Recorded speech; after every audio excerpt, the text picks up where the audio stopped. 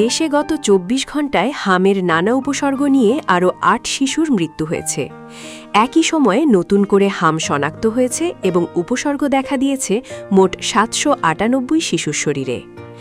এ নিয়ে গত ৫ মাসে সারা দেশে হাম ও হামের উপসর্গ নিয়ে প্রাণহানির সংখ্যা বেড়ে দাঁড়িয়েছে ৯০২ জনে।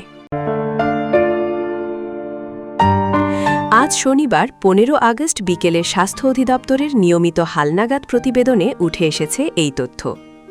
স্বাস্থ্য অধিদপ্তর জানিয়েছে, গতকাল শুক্রবার সকাল ৮টা থেকে আজ শনিবার সকাল ৮টা পর্যন্ত ২৪ ঘণ্টায় কোনো শিশু নিশ্চিতভাবে হামে আক্রান্ত হয়ে মারা যায়নি, তবে হামের উপসর্গ নিয়ে মৃত্যু হয়েছে আরও ৮ শিশুর। তথ্য বিশ্লেষণে দেখা গেছে, গত ১৫ মার্চ থেকে এখন পর্যন্ত হামের উপসর্গ নিয়ে প্রাণ হারিয়েছে মোট ৮০৩ শিশু, আর পরীক্ষা নিরীক্ষার মাধ্যমে নিশ্চিতভাবে হামে আক্রান্ত হয়ে মারা গেছে আরও ৯৯ শিশু।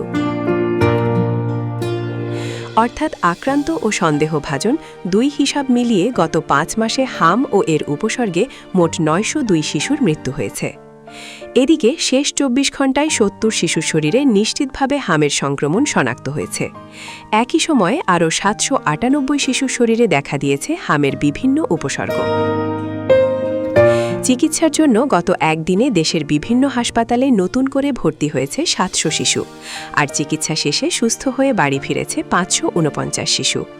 স্বাস্থ্য অধিদপ্তরের পরিসংখ্যান বলছে, গত ১৫ মার্চ থেকে এখন পর্যন্ত সারা দেশে মোট ১,৪১,৭৭৬ শিশুকে সন্দেহভাজন হামরোগী হিসেবে তালিকাভুক্ত করা হয়েছে।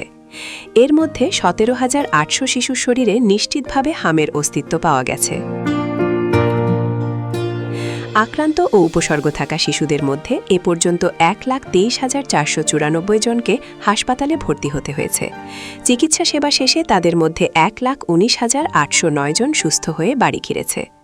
হামের এই পরিস্থিতিতে শিশুদের নিয়ে বাড়ছে উদ্বেগ। স্বাস্থ্য বিশেষজ্ঞরা বলছেন, হাম প্রতিরোধে সময়মতো শিশুদের টিকা নিশ্চিত করা অত্যন্ত জরুরি। শিশুর শরীরে হামের কোনো লক্ষণ বা উপসর্গ দেখা দিলে দেরি না করে দ্রুত নিকটস্থ হাসপাতালে নেওয়ারও পরামর্শ দিয়েছেন তারা। একদিকে প্রতিদিন নতুন করে আক্রান্ত ও উপসর্গযুক্ত শিশুর সংখ্যা বাড়ছে, অন্যদিকে মৃত্যু সংখ্যাও উদ্বেগজনক পর্যায়ে পৌঁছেছে। তাই শিশুদের সুরক্ষায় সচেতনতা এবং দ্রুত চিকিৎসা নিশ্চিত করাই এখন সবচেয়ে গুরুত্বপূর্ণ। ডেস্ক রিপোর্ট, কাল প্রকাশ।